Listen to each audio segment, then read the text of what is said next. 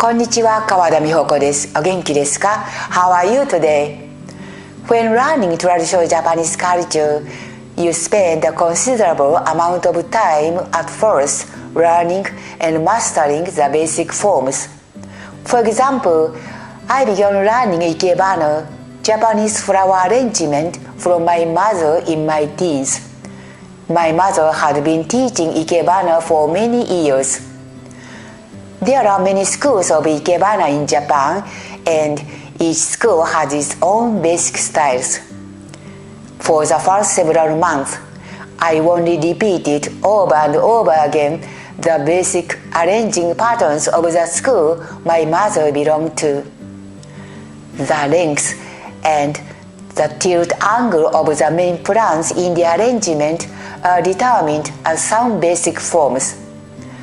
I quickly became tired of following the rules and said to my mother, "I want to arrange flowers the way I like."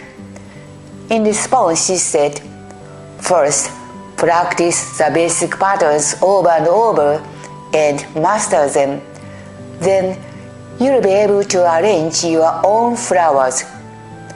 Her words greatly influenced my attitude toward learning other Japanese cultures and also my way of life. For the tea ceremony, I spent a lot of years learning the basic forms. Through my own life to date, I got to realize that there are several basic forms for being happy. The hardest part in my life so far was the 7 years I spent visiting and caring for my mother at home.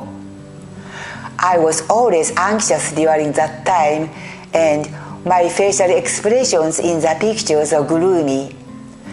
However, in the last 1 year of caregiving, my mind and my facial expressions changed a little brighter. Although my mother's physical condition was getting worse those days, a few things I practiced on a daily basis worked and made me feel better. Now I'll introduce 5 practices I find especially effective for being happy. The first is laughing aloud. Every day I laughed loudly, especially when I was with my mother. As my mother saw my face smiling happily, she also got to smile more. Even when I was alone, I laughed loudly a lot. Laughing has the effect of making your mind cheerful. In the present, I guess I'm completely in the habit of laughing, and I found myself enjoying even the smallest things and laughing heartily. I feel it also helps improve my health. The same is probably the reason why laughter yoga is spreading around the world. The second is talking to myself in smile while looking in the mirror. I become my biggest cheerleader by encouraging me saying, "Don't worry, it will be okay," or praising me for my hard work. Talking to yourself with words is something you can do in any situation, and seeing your smile in the mirror can brighten your heart and also help you to like yourself. The third is trying to see as many beautiful things as possible on a daily basis.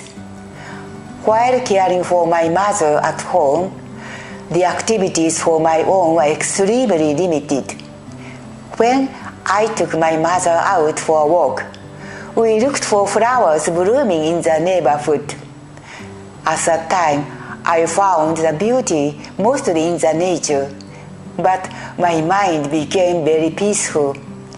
In the present, because of the freedom of my action, beautiful things can be found more easily.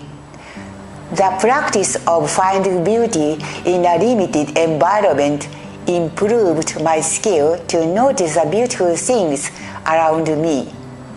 The other 2 other things I realized after my mother passed away and I have practiced. The fourth is reducing the stuff. The process of reducing the things will help you see what you need and what is important to you. By reducing the stuff, you'll be more careful in your shopping to avoid buying unnecessary items. The fifth is to avoid junk food and eating too much to stay in good shape.